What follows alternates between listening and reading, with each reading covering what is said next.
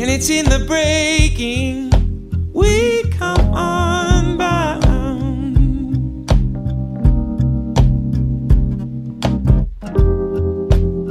and it's in the giving. We are found, yeah. You could barely change. Welcome to A Medicinal Mind, Wisdom and Well-Being, a podcast dedicated to the telling of authentic stories and the sharing of insightful wisdom, exploring science and spirituality, medicine and Mother Nature. No topic is off limits when it comes to growing our personal understanding and supporting our collective well-being. With your host, Dr. Rob Abbott, a family medicine resident practicing spiritually focused and evolutionarily informed functional medicine, we hope to nourish your being so that you can flourish in whatever the moment has called for you to do. And I know you try.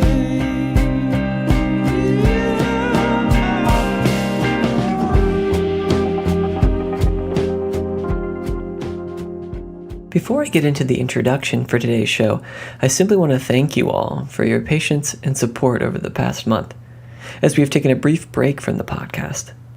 The entire team at A Medicinal Mind has been hard at work, specifically over the past 2 weeks, and have just released the newest version of the ultimate integrative and functional medicine education resource.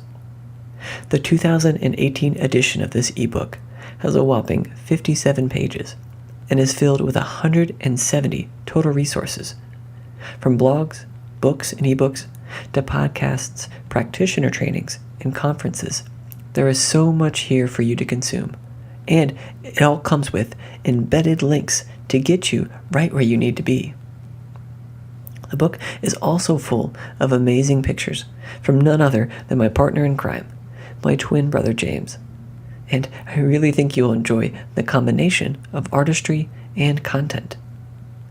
And I have to give some major thanks to my dear friend and the woman behind the scenes of nearly everything you see on the webpage and social media, Rhett Deverich.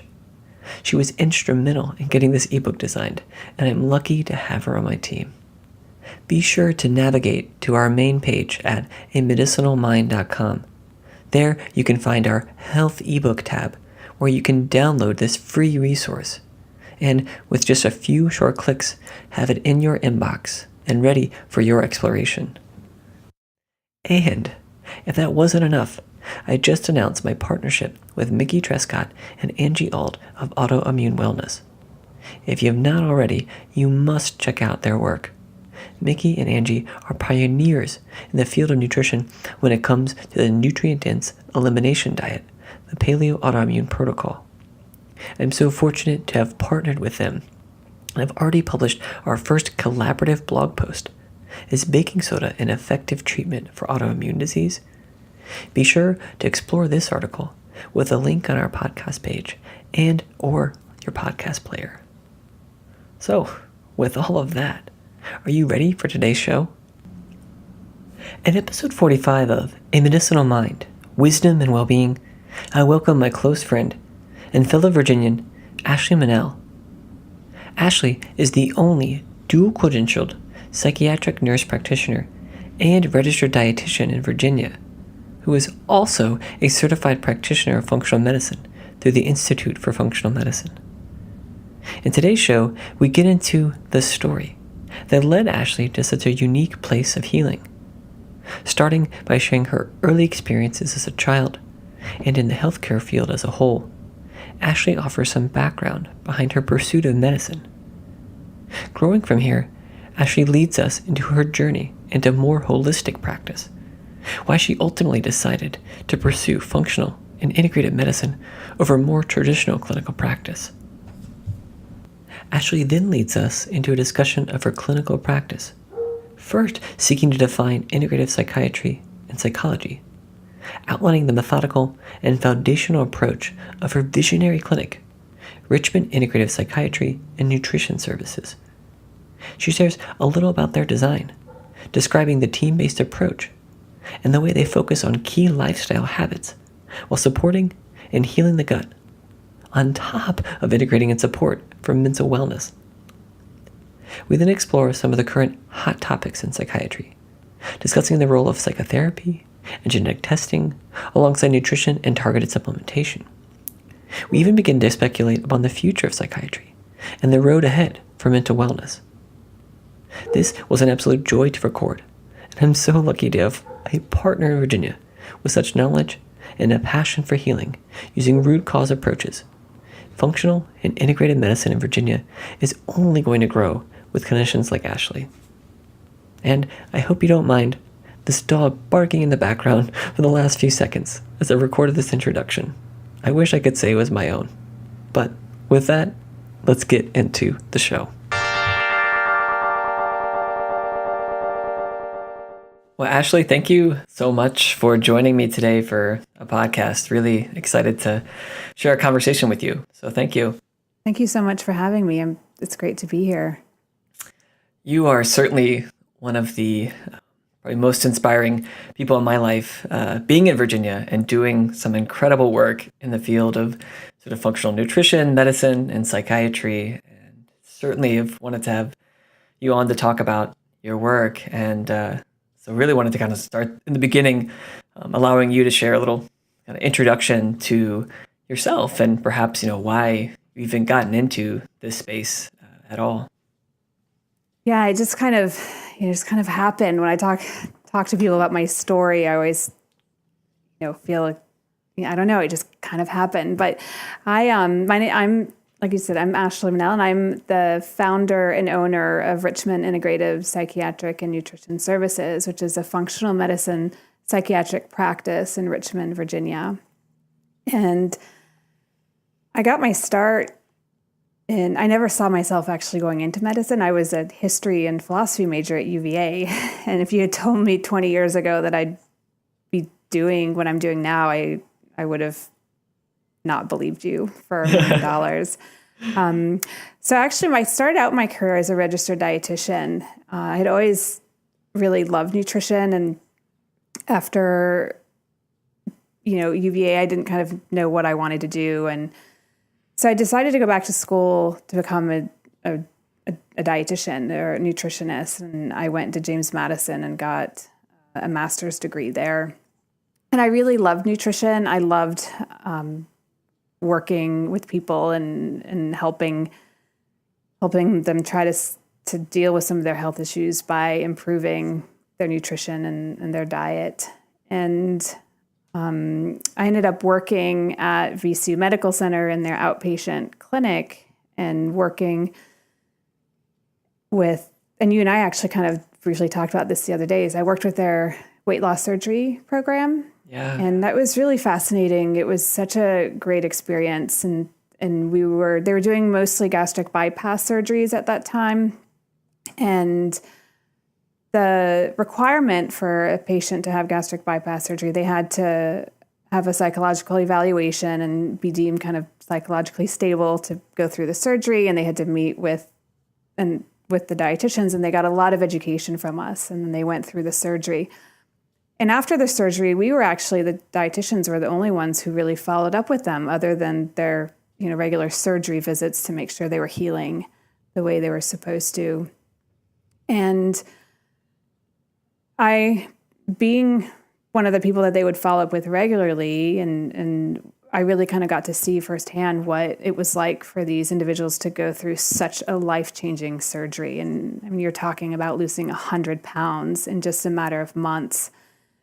And what I found was, in my job again, and the way I was trained was to be a nutrition educator and making sure they kept getting adequate protein in their diets. And what really started frustrating me was there was no one there to help them deal with the psychological piece of it. And clearly, people who struggle with being overweight or morbidly obese, a lot of the times it's psychological reasons that got them there. And then you have them go through a surgery that then makes them lose 100 pounds and they become almost a new person. So that impact was really great. And there was really nowhere for them to turn to for help. And I was absolutely not trained. So that was one of the first times I started realizing, I'm not being as effective with my patients as I'd like to be. And I couldn't really help them as much as I wanted to. So I decided to change career paths at that point and become a nurse practitioner, because I felt like there was more that I could do for my patients. Even though I, like I said, had helped a lot of people as a dietitian, I still just didn't feel like I was doing enough. So I went back and did the VCU nursing school's accelerated RN to NP program. And I initially was going to be a family nurse practitioner, thinking that, well, as a family nurse practitioner, I'd really be able to use more of my nutrition in that area. But again, psych was just always what I was interested in the most. And they happened to offer, right as I really had to make my final decision in terms of which track I wanted to take, they opened up the psych track. They hadn't offered it for years because no one had been interested in it. People were going into family nurse practitioner specialty or pediatric or acute care. So the School of Nursing said, if there are enough of you that will commit to switching to psych, we will offer the specialty back up and you'll be able to become psych nurse practitioners. And so I went ahead and did that and was told, don't do it. You'll pigeonhole yourself. You'll never find a job. You should really just become a family nurse practitioner. You can do anything with that. But going back to my experiences as a dietitian and then my experiences as a nurse and in nursing school, for me, the psych piece was always just really what I was interested in the most. So I did that. I finished. I started working in a community mental health clinic and then also for a private psychiatric practice. And again, I was, the tool that I came out of my program with was the prescription pad and prescribing medications. And I, at the mental health clinic, worked with chronically mentally ill patients. And again, I felt like, okay, all I'm doing here is prescribing medications. And then the psych practice, the private psych practice, I was prescribing meds, but I had people there that were more interested in finding out. They found out that I had this experience in nutrition. I had this master's. I was registered dietitian. When word of that started getting out, people would kind of make new patient appointments with me and say, hey, I saw your nutrition background. That's why I wanted to come see you specifically. I really feel like you could help me. If I can change my diet, I feel like I could feel better. And I would look at them and have to say, yeah, that's a great concept in theory, but I actually can't do that. I don't know how. And it would get kind of weird. And I just was really, took me a while to figure out, okay, why can I not incorporate like this amazing, years of nutrition, education, and experience into my mental health treatment plans? And what I figured out was I didn't have the framework for it. I was so traditionally trained in both my nutrition program and my psych program. And I had no way of bringing the two worlds together. And it sounds strange to anyone, they would just think, well, you have all the knowledge. Why can't you bring them together? And it's just in our training, and I'm sure you can attest to this, is that we're really taught to treat symptoms and diagnoses. And that was how I was trained as a dietitian, was what's their nutrition diagnosis. And, if it's diabetes and you give them, you teach them how to count carbs. And if they're going through gastric bypass, you're making sure they're getting adequate protein. And then in my psych program, it was, these are the meds that you prescribe when a patient presents with these symptoms. So I find myself again in the second career that I choose, once again, feeling like I can't be helpful to people the way I wanted to be, the way I thought I was going to be. Here I am, I've gone to become a nurse practitioner. Surely I can be more helpful. And I find myself in the same situation. And somehow I came to hear about functional medicine. So I started researching functional medicine and other approaches too, like integrative medicine, integrative health, and really looking for the framework that I needed. And when I found functional medicine, that was it. That was absolutely what was missing.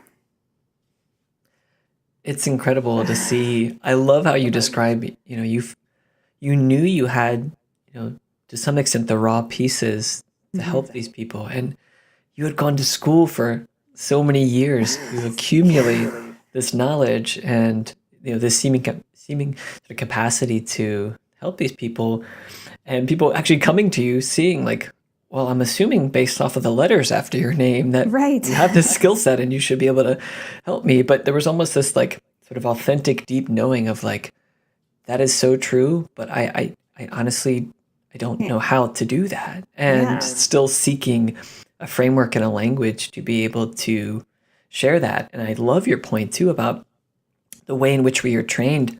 It really is so much more than just the concrete information itself. I think, it's a sort of inward view, but I can talk about my experience with that is, yes, I've been presented with, arguably all of the same factual information about medicine, surgeries, all this pathophysiology as my peers in medical school, but the way I conceptualize and think about that and integrate that into a different framework is radically different.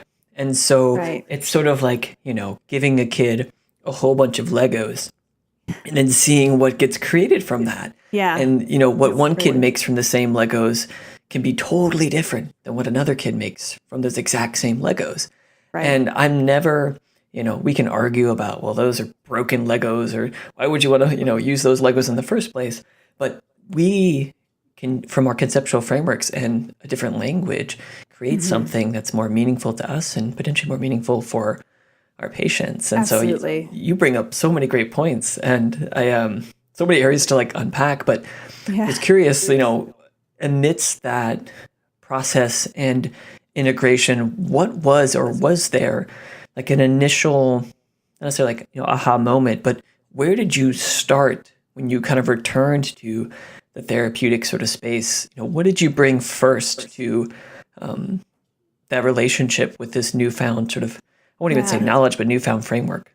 Yeah. So I definitely have that defining moment. I can remember that really clearly. I started my training in functional medicine through the Institute of Functional Medicine. And this was in 2014. I went to Arizona for their week-long foundations course. I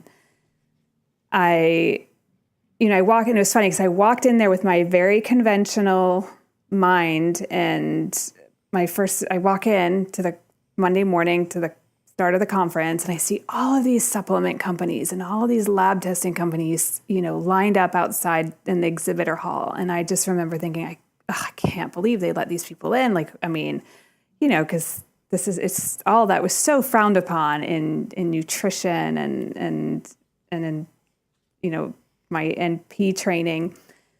And then the education that I learned, and I was so blown away by what I was learning. So by the end of the second day, I was the one that was going to all the supplement companies and the testing companies and signing up for accounts. And then I got back to Richmond. So I was there for a week, and I got back. And once you sit through even that just 1 week of the foundations course, like you cannot go back to practicing the way you were practicing before. I mean, it's for lack of a better pun, once you drink the Kool-Aid, it's too late. And everybody feels that way. And so I remember, now my advantage was that I had, functional medicine is so heavily nutrition based. And I had that advantage in that I had that expertise. And so I remember coming back to Richmond, and I said, okay, there's so much that I learned that I don't yet understand how to implement it, but I can tell my patients to do an elimination diet.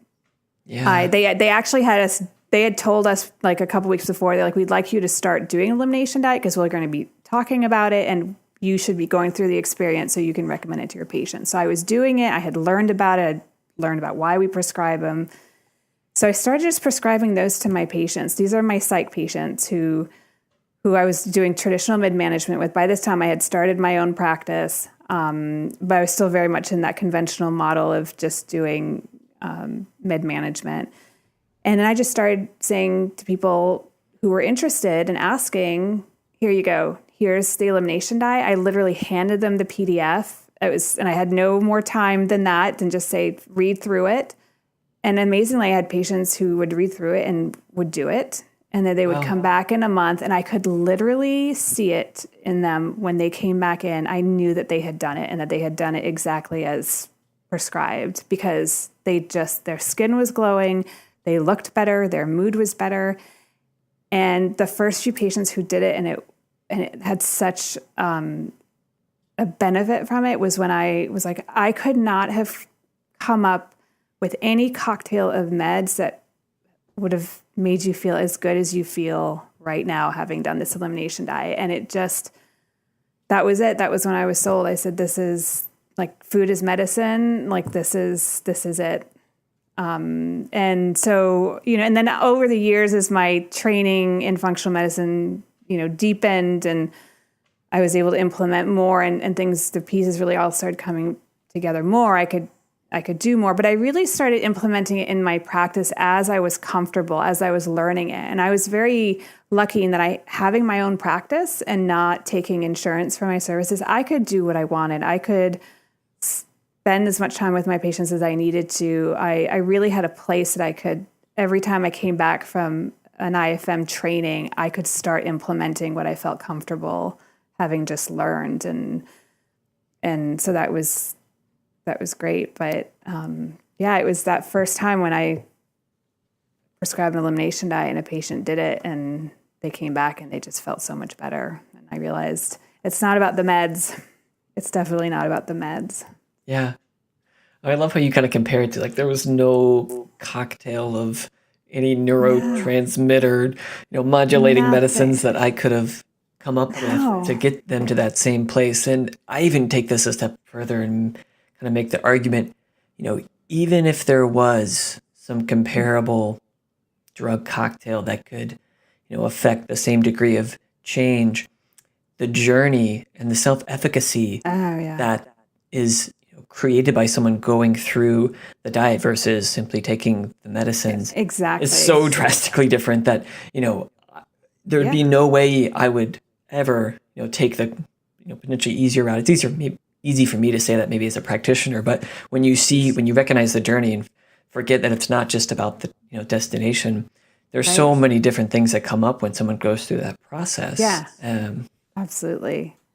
Yeah, it's and I think the other part of that is that it just made me sad, because I was like, well, this is what medicine used to be. We used to talk about nutrition. We used to believe that food was medicine. I mean, food is medicine. They've been taught, that's been around for thousands of years. Like, the wise philosophers and healers have always known that. And we've gotten so far away from that in our system and our conventional medical system of today. And we've really lost sight of what's important.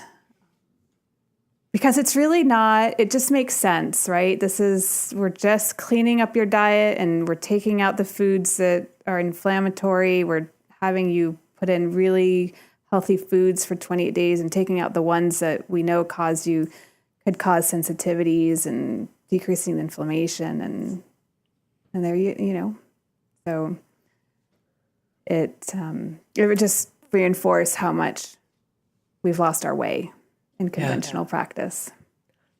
Well, I think of it, and I even have to, now having just kind of lived in the ancestral functional medicine space for 4 or 5 years now, through medical school and my early residency training, I've actually, had to really take even a bigger pause.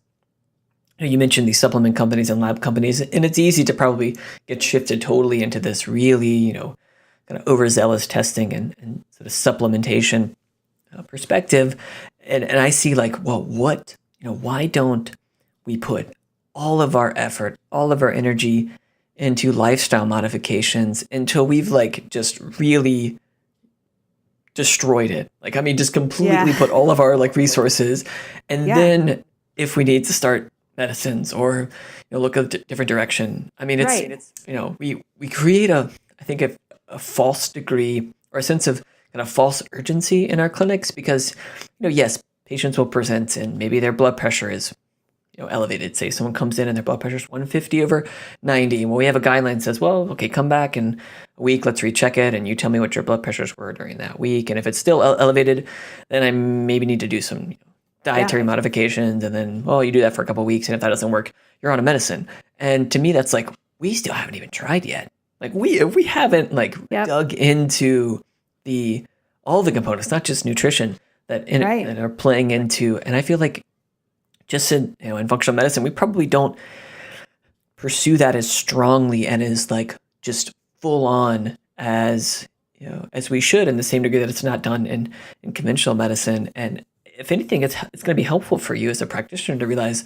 really, what should I focus on? If we can pour all of our energy into this space and have someone do an elimination diet nearly to a T, it's going to give you a lot more information on where to go next. Right. But that's kind of where I've amidst being in all of this really exciting space, I've actually come back to that more than anything. Right, and it's interesting that you say that too, because I've come back to that too after having been practicing this for the last 4 years, and I feel like that's kind of the mistake that new functional medicine practitioners make, only because they're they've been spent more time in the conventional world than in the functional world, and we want to get patients feeling better soon, right? They come to us and they're feeling so bad and they're desperate. And usually by the time they're trying a functional medicine practitioner, they've just exhausted what the conventional world can offer, and they're pretty desperate and they're feeling pretty bad. And so, our instinct is just, I just need to fix it for them. I need to get them feeling better. And so we throw everything at them, and then we get overwhelmed and they get overwhelmed. And I've really changed that conversation that I have with my patients and with my team, and saying, we don't need to do all this testing right away. We need to heal the gut, and that's what we focus on. And we just need to slow it down and saying to our patients, this is a journey, and this is not a quick fix, and it's not going to happen overnight. It could take a while for you to start feeling better, and saying that, and it's okay to be in that space where we're just slowing it down and learning and discovering about our bodies and all that. So yeah. Well, you've already alluded to and described this pretty amazing evolution of your early clinical practice and some of the settings in which you were able to engage with patients. Yeah. And you mentioned in the beginning kind of the most recent iteration and space in which you're holding for patients, and which, I've met a few of the individuals with your practice, and you guys are doing some tremendous work, and was curious if you wanted to, now that we've kind of given a pretty good introduction to your background and what it is that has kind of informed your practice, would love for you to get maybe a little practical in terms of, what does the experience look like for an individual who comes to see you and your fellow practitioners. So we do offer kind of this unique patient experience, and there are 5 of us at the practice. So there are 2 nurse practitioners that work that are on my team, and I have a health coach and a nutrition coach. And when a patient comes to work with us, they become a patient of the entire practice. It's not just one of the NPs that has a caseload and I have my separate caseload. It's all collaborative. It's you become a patient of the practice. And we do a lot of, we really want patients to feel like this is the right approach and the right fit for them. So we encourage them to do, a free phone consult with me or my nurse practitioner colleagues. I do give a lot of talks in the community. I want them to really get to know me and my team, and to feel like this is the right fit. So then they come in, and do a new patient consult, and it's just consultative. So they do fill out an in-depth questionnaire, and we're looking very specifically at, their medical history and social history and childhood events and family history, and then trying to kind of formulate what we think is going on with the patient. And at the end, then they have the option to, if they feel like this is the right approach and we feel like they're the right fit for the practice, meaning that they're committed to making lifestyle changes, they're they are on board, then we enroll them in our program, and we only offer our services in a program model so that the patient understands that they're not just going to have one-on-one visits that they're going to come in for with me. They're going to have visits with Laura, my nutrition coach, with Corinne, my health coach. They may come in and see Courtney, for my nurse practitioner, for a lab review, so that they understand that this is integrative and comprehensive. And we provide a lot of education. So we give them this amazing binder that we've put together with, tons of great information, and they watch videos, and I do webinars. Education's really big at the practice. We want our patients to understand the reasons why we're prescribing this test, why we're prescribing an elimination diet, or why we're prescribing an autoimmune protocol, why we're prescribing these supplements. The more they can the more they understand, the more invested they are in the process. And we're extremely transparent. I feel like the medical system has really traumatized so many people in terms of the hidden costs associated with services. You go and you get lab work, and then, 3 weeks down the road, you get a bill for $900 because your insurance would only pay for some of the labs and didn't think all of them your doctor wanted to order were necessary. And we don't function like that. We've created this extremely transparent experience for our patients, and really pride ourselves on customer service, and our patients, hear from us, and we check in with them via email. And, every Monday from 11 to 1, all 5 of us sit in my office, and we go through every single patient in our practice. And we round, right? That's what you do in the hospital is you round. And that's what we're doing is we're rounding. And, if we go down the list and we haven't heard from someone in a couple weeks, we reach out. We're on, in the moment, we're reaching out and saying, hey, haven't heard from you. So at any given time, we all know where the patient is in their journey, in their program, and what needs to happen next. So it's just a very different way of accessing healthcare services. And it should be the norm, but it's not. And it's very personalized. It's very supportive. So that's how we deliver. And then after they finish the program, and they've really, we've met their health goals, and they're absolutely welcome to stay on with the practice and do one-on-one visits as they need to. So for some people, we will keep prescribing medication for them, and they'll need to see us for that every couple of months, and that's fine. But they have to go through the personalized lifestyle and nutrition program first. That's so wonderful that you have, that is basically an entry point. It's a thing, this is what we believe in. This is how we live our lives. This is what we want to support you with. And it's not that we eschew anything else, but this is so foundational. Like we have to start here. I was kind of curious, given your background, there's a couple different directions I was curious of going. But, you have this sort of foundational program really looking at nutrition and other lifestyle habits, sleep, stress, these other major components. Where do you start with folks when it comes to some of the emotional concerns, or more broadly, psychological concerns? Because I'm sure people come in perhaps on 2 or 3 medications, or maybe not on a medicine, but at least inquiring because they've exhausted a lot of resources. But where does that sort of relationship and starting to address some of those emotional and spiritual concerns from a psychological perspective, where does that begin? That's a great question. So we don't actually do therapy. We do a lot of what I call supportive therapy. But when we have people coming in and we can tell that there's a big psychological component that needs to be addressed, either concurrently or even before we even get started, then we refer them to, I have over, the last 5 or 6 years, I've built this amazing network of therapists that I work with.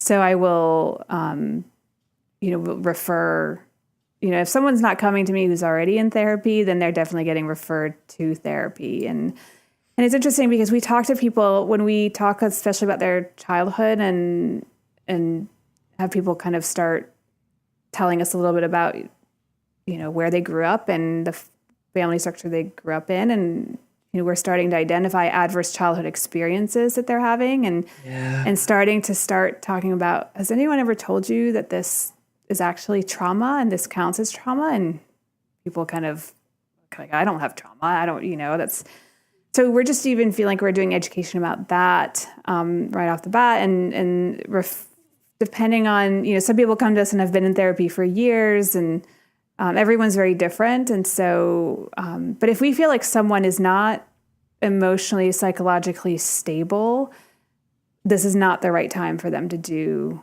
the program. And we're very upfront with that because they're not going to succeed. There's other things that need to be addressed beforehand. So now what's also interesting though is in their journey with us, sometimes they come in and it's not until 3 or 4 months in that some of these things pop up that weren't on our radar, right? Because we're asking them to change their habits, so their eating habits so drastically, or things come up as they're healing their bodies and then so we are always on the lookout for that, and we absolutely refer out. Like I said, I have an amazing network of therapists. I send a lot of people out for EMDR therapy, which is eye movement desensitization and reprocessing therapy, very effective for people who have had trauma. And then in terms of medication, because you mentioned that too, so we don't have an agenda as far as medication, and we let our patients drive that conversation with us. So a lot of patients come in and they want to eventually come off of the medications that they're on.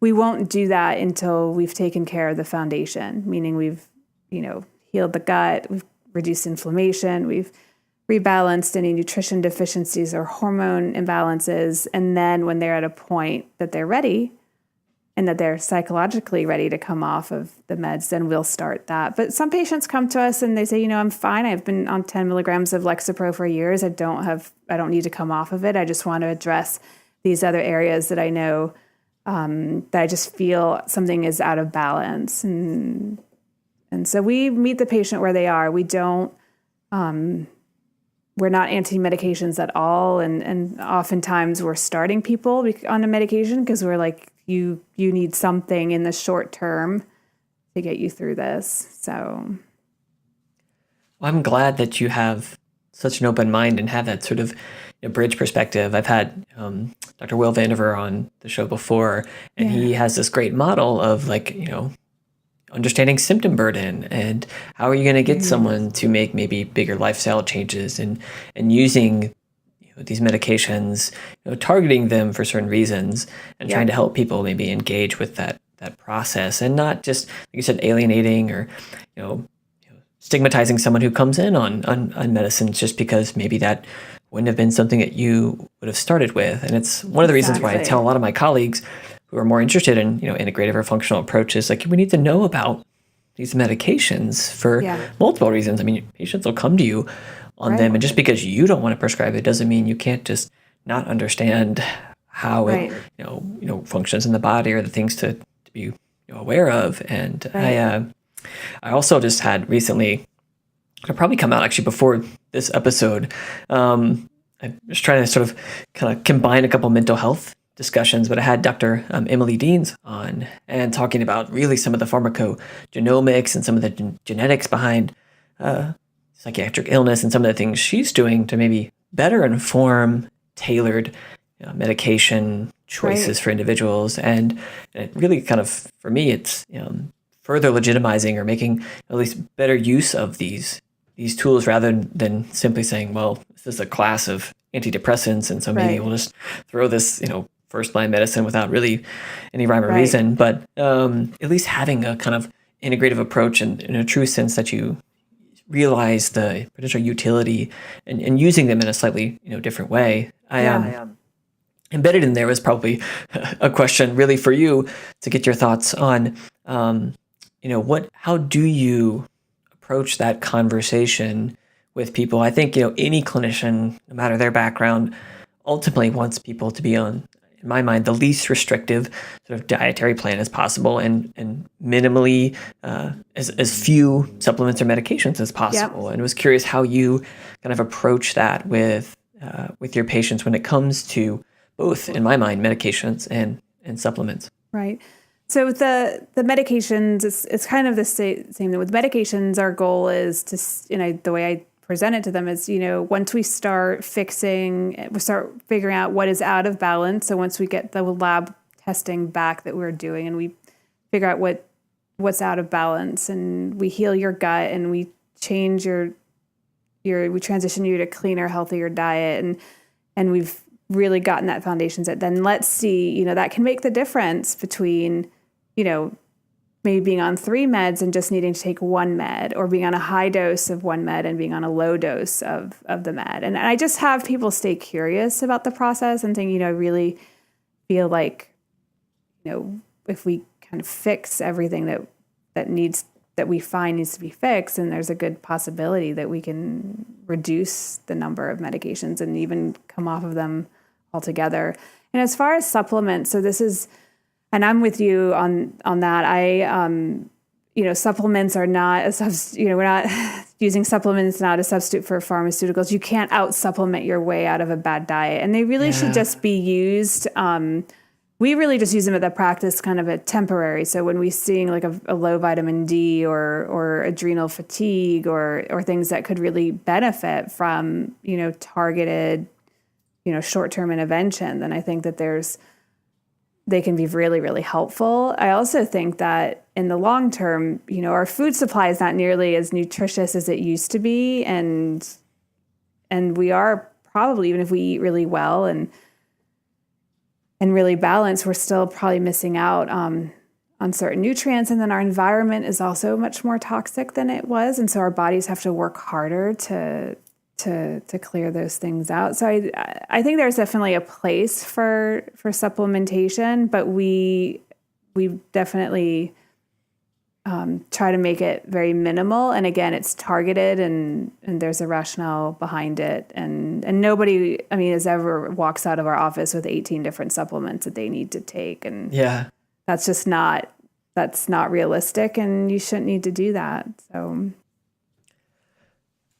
I have sort of 2 questions, but the area I think I want to go to first, and maybe I'll come back to the more technical question, but the area I would really love to explore, you had mentioned before, and we have talked a little bit prior to this podcast about some of your experience in the bariatric clinic and the weight loss clinic, and recognizing that this tremendous psychological pathology that comes into that clinic and people's experiences with certain foods and the attachments. And, one of the things I'm beginning to realize is, as you mentioned, through that process, for the people who, do go through, say, gastric bypass and lose a tremendous amount of weight, there is so much more that is lost than simply that adipose tissue. And right.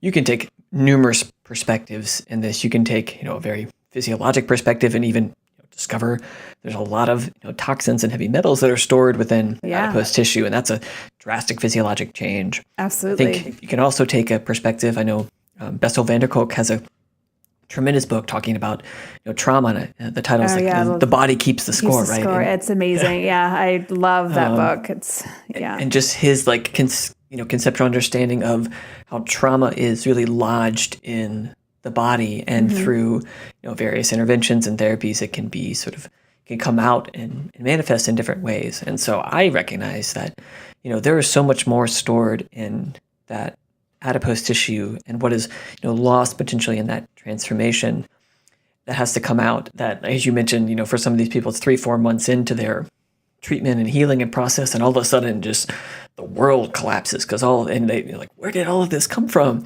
And to me, it's like no surprise to you. As you mentioned, it's really no surprise. But those are just 2 kind of conceptual frameworks. One maybe more very literal, and the other a little more out there. But either way, there's this radical change occurring, and things are being released, and we have to process them. And ultimately, I see this as this process is the easy part. Really, is the nutrition. The hard part is the the deep work that needs to be done from a psychological perspective to empower the person. And so I wanted to get your thoughts on all of that, because I just think it's something we don't talk about enough, or is addressed enough. As you said, it is a part of, like, you need to see, someone going into those clinics, yes, they have to see a psychologist, but it is not like nearly enough. Like, in my mind, if I had to attach numbers to it, 80% of their time should be spent in the psych realm, and maybe 20% on the food. And it's exactly. It's exactly. I mean, I agree. I think I think anytime anyone's going through something so physically transform, I mean, it's the mind-body connection is, and we don't emphasize it enough in the conventional world, and it's, but I think it is up to us to educate people more on it, and whether, some people are more receptive to hearing that than others. And you and I have such a different perspective. We also have to remember, though, that there are patients who just want the quick fix and who aren't even capable of going to those places that they need to go psychologically to really get healed. And we encounter that in our program. Like I said, 2 or 3 months in, we're realizing, okay, there's a psychogenic issue going on here, because we've ruled out every possible problem that could possibly be going on physically with this person, and they're still not getting better, and there's a block, and we know that it's emotional. So, and some people are willing to go there and want to go there, and they feel safe going there. They feel safe in the space they're in with us, that when we say, this is who we recommend you follow up with, they will. But then there are others that it's too painful, or they're not even aware. So it's pretty, it's everybody's different.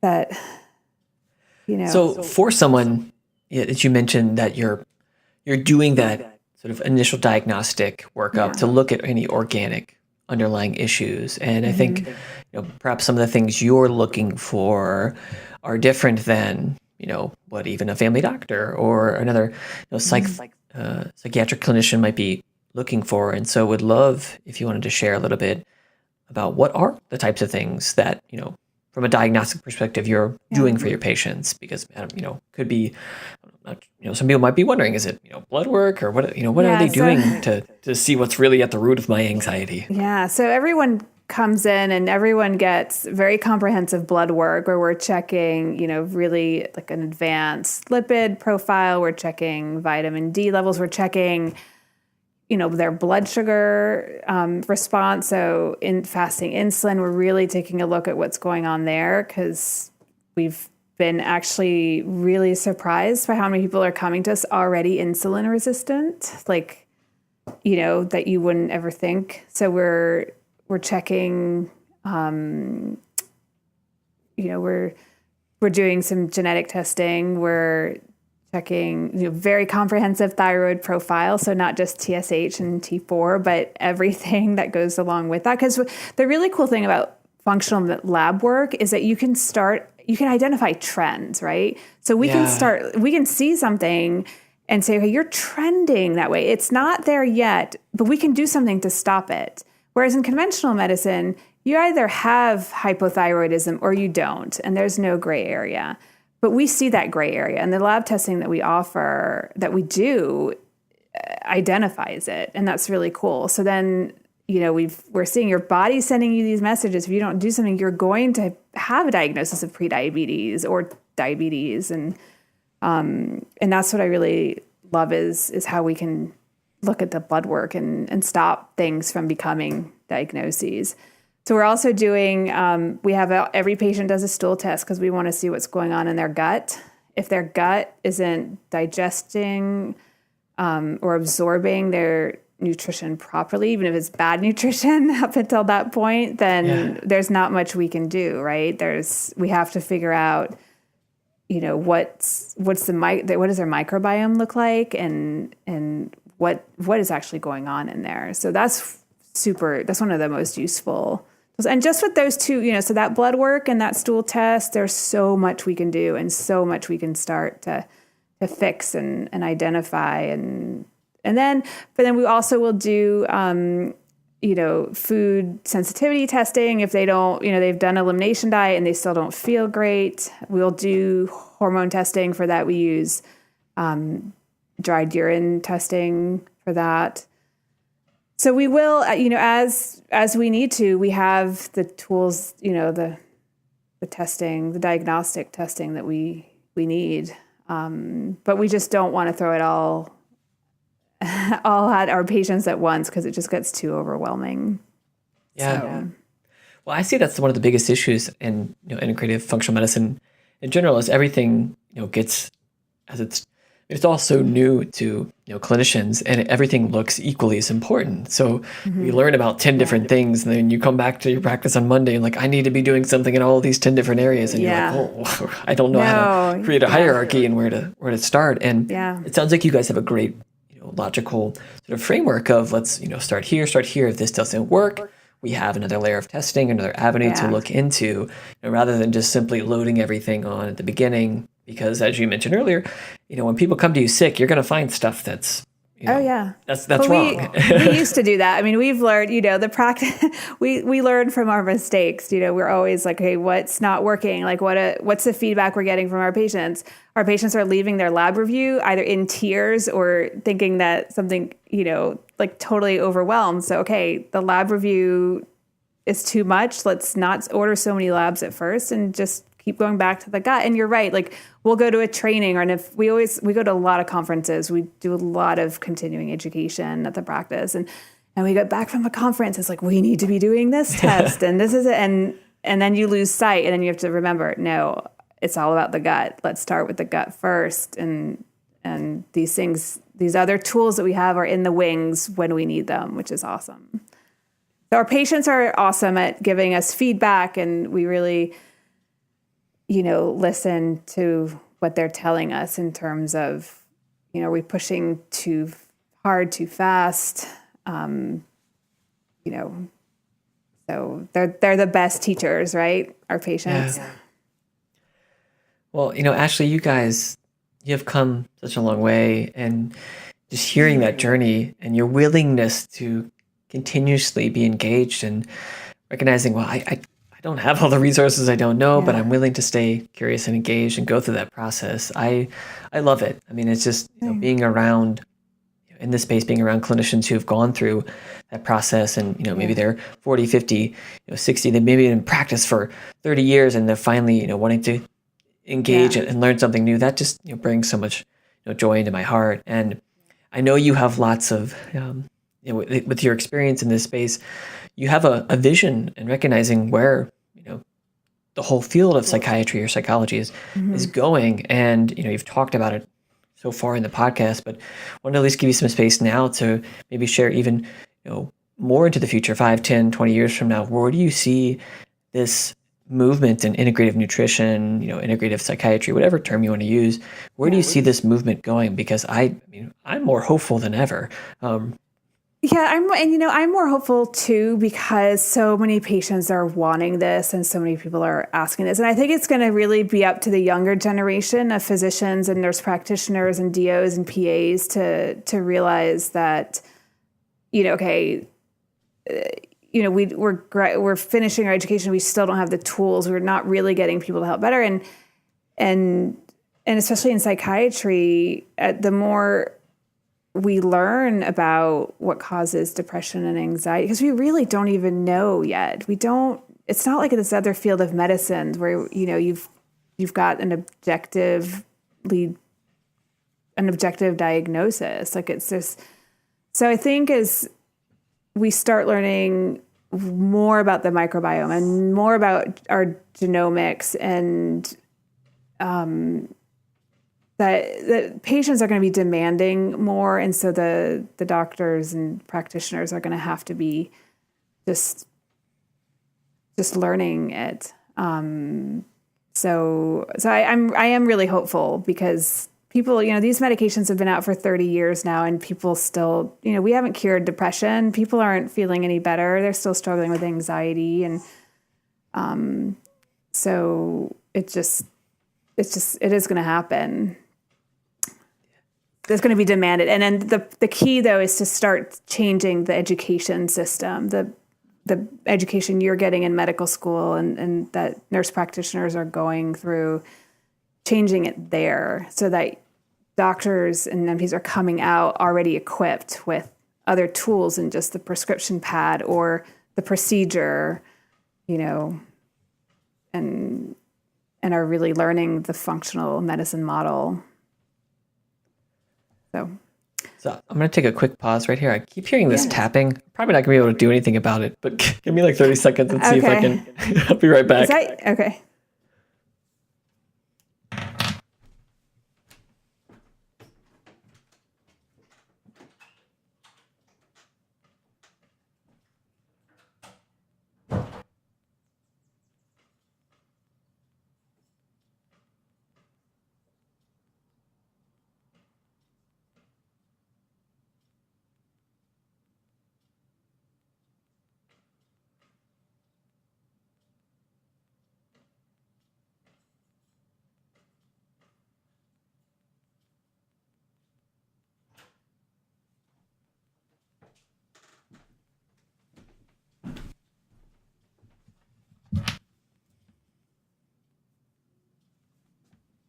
It's probably been going on the whole time, but it's probably okay. It's sort of bothering me. But I thought it was on your end. I didn't know if there was. Yeah. I think there's it's somebody outside of. Oh, okay. But So.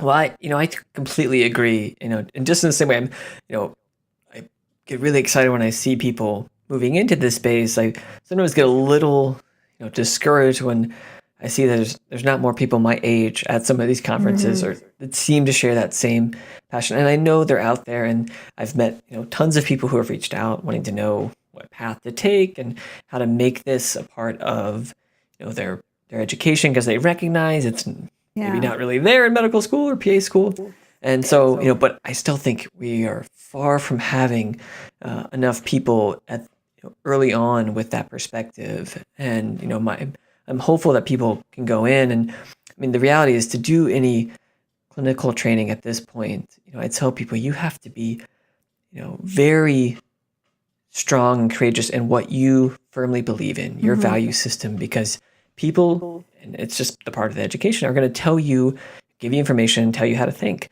And you need a daily practice, but come in with, very set values and perspective, because that's how you're going to be able to integrate what they tell you into a larger conceptual framework without, being led into, as you said, when you finish, here's my tools, I prescribe medicines, and that's all I do.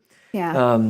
And maybe there's something to be said about us as, clinicians being those educators and being those mentors. I feel like there's a discrepancy because it's so young, and it can be a little intimidating as a clinician to want to educate someone else when you just feel like you're learning about something. But I think we need more, mentorship with young individuals, interested in this space. And I've encouraged more people, in the functional medicine space to become those types of, mentors, because I really think we need it. Absolutely. I do. And I try, whenever I have a lot of people reach out to me, and whenever I can, especially if they're current students or just out and want to get more into the functional medicine field, I'll do whatever I can to convince them that, they should, and send them the resources to get started. And I think that one thing that does make me hopeful is what I've seen in Richmond, at least, is that a lot of nurse practitioners are starting to there are more nurse practitioners going through the Institute of Functional Medicine right now than MDs, which I find really interesting. And I'm wondering if that has to do with a little bit how we're trained as nurses and nurse practitioners. We kind of maybe come out of our education with maybe more in tune with the whole mind, body, and holistic, or I don't love using that word, but approach. I mean, I don't know. There's just something that something I think in our training is just a little bit different, and than the MDs who go to medical school, and it's very. Well, I'll say one of my theories that I've generated is that, if you pay $200,000 for your training, and for there at least to be a shred of potential that what you spend $200,000 on is not fully true or potentially helpful. Absolutely. Yeah. Like there's whether it's Yeah. unconscious or conscious, it's pretty hard to say, and it only gets worse through clinical practice. Right. And, You're but there's something to be said about and I have other theories too, but I think at least I agree with you, and I've actually encouraged some of my friends to go rather than go the PA route, which is a little more probably closer to medical school. MD, MD framework, to pursue a nurse practitioner direction, recognizing the sort of more holistic nature of just the nursing paradigm and that therapeutic relationship. And so I'm not surprised, like as you said, that there's more nurse practitioners, I think, sort of gravitating towards functional medicine. Well, it was just, I was thinking about it just because it's a reality in Richmond right now. I mean, a lot of my colleagues are and getting certified. And, I have a practice where all three of us this year, I'm going to have 3 practitioners be certified in functional medicine. Then my, my coach has gone through the Functional Medicine Coaching Academy. And so I was thinking about it, and I was thinking, we do, a lot of us, not all of us, but spend time as nurses at the bedside. And I think that experience there, when we're getting to know the families, and we just have to get to know patients in a different capacity than I think doctors do, just because of the way it is, not because it's good or bad, but just, so I'm just wondering, I just think about these things and wonder, but I think your point is absolutely right. And, I've heard that, I think Kelly Brogan's made that point about, you spend $200,000 on education. Why are you going to even think that it was all for nothing? I mean, that's a hard place to go. I mean, that's a hard place to go for anybody. So it's, hopefully the change will, once it starts then we'll be in really good shape. Yeah. So. Well, before we sort of close and have you share a little bit how people can connect and follow and maybe get involved in your clinic, I had kind of one or two more questions that I was curious to get your reflections and thoughts on. You've described this process, this initial journey, sort of lifestyle framework that you push people through at the beginning, and I know there's some recurring themes in that process, and was curious if there was maybe one or two things that continually come up, or recurring themes as part of that process that you're telling your patients. So we talk about, we talk to our patients a lot about mindset, and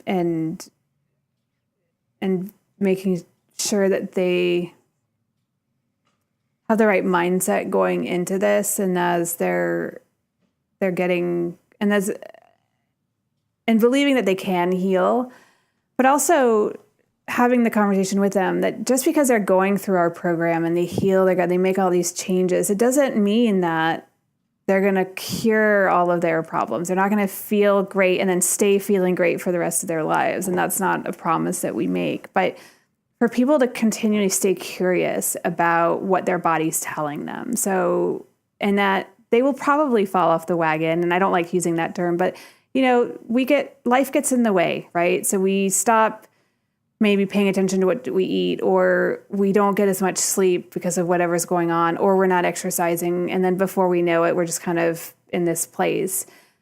To tell them to not fear that place, because they now have the tools that they didn't have before to help them kind of get back out of that place. And so we encourage them that this 6-month relationship with the practice and this journey they're going on is just one small part of the larger journey, and that they're going to keep, learning about their bodies, and things are going to have to change, and they're not always going to be perfect in terms of managing everything, and that is okay. And that we at the practice are all still, working on ourselves. We're all works in progress. So trying to get people to not try to aim for for being perfect all the time and knowing that life gets in the way. But as long as you have the right mindset and you've got the right set of tools, and getting back to a place where you can heal again is not as hard. Yeah, it's so remarkably true. And this may be an aside that doesn't fit entirely, but something I was thinking about myself, having come from recently spending some time in the bariatric clinic and seeing, as you mentioned, this gastric bypass surgery. And one of the things that came up to me was recognizing, after this surgery, this individual has basically lost their innate capacity to maintain their full health and are going to rely on, to some degree, supplementation,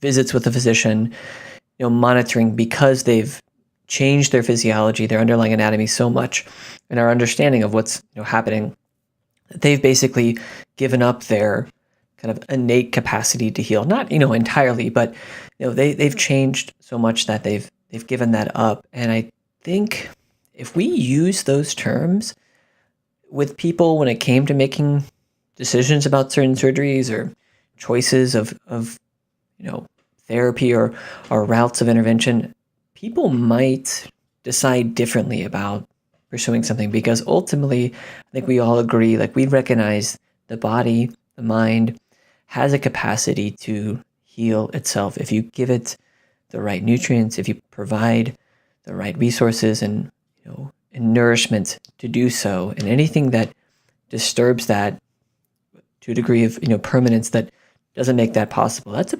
pretty dramatic thing. And what you've just described, right, is giving people perhaps the resilience, the tools, the ability, the empowerment to understand they do have that innate capacity, and maybe be a little more aware of things that might be so drastic that they remove that, or make sure they start to pay attention to when that thought comes in, that catastrophizing thought that says, oh, I just ate a bunch of horrible food. This is totally pointless of me. That's just a catastrophic thought, and they don't need to go down that trail, because they do have that innate capacity to heal. And maybe this was all a bit of a ramble and not tied, but I think it's something, I don't know, I've just been thinking a lot more about. And perhaps we have a duty as clinicians to be as open and honest if we understand that perspective. And I don't know, maybe you have some thoughts on that before we It's finish. interesting.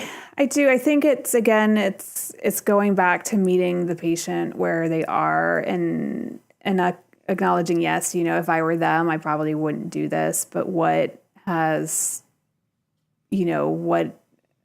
at stake for them, with the weight that they're carrying, weighing 300 to 400 pounds, and how distressing is that? So I try not to, again, and I know you don't either, it's not ever judge people for that, and really honor that it's the same thing with medications. I feel, I say you're going to know if it's the right decision or not, because I've had this conversation recently actually with a patient of mine who was thinking about some weight loss surgery, and I said, that's, I'm going to honor that yourself better than anybody else does, and if you feel like that's the right step to go, then we will support you going. So I think that conversation that you're talking about having is definitely absolutely really important, because too many people are going through the surgery thinking it's a quick fix, and it's not. But there is, again, that patient population that this is a life-changing surgery, right? And once they lose the weight, then they've got the space to start dealing with other stuff. So it's so individual. I've seen it in enough cases for it to be really life-changing, but in more cases than not, because people don't have the support, it doesn't work out in the end. So they either gain it back, and so I just, it's honoring the space the patient is in. Yeah. Well, Ashley, this has been so amazing. I'm so glad we got to do this. And Thank you. Yeah, it was great being able to have this conversation, and I'm so excited about what you're doing, and that you found functional medicine even before you finished your med school and your residency, and it's so amazing to me.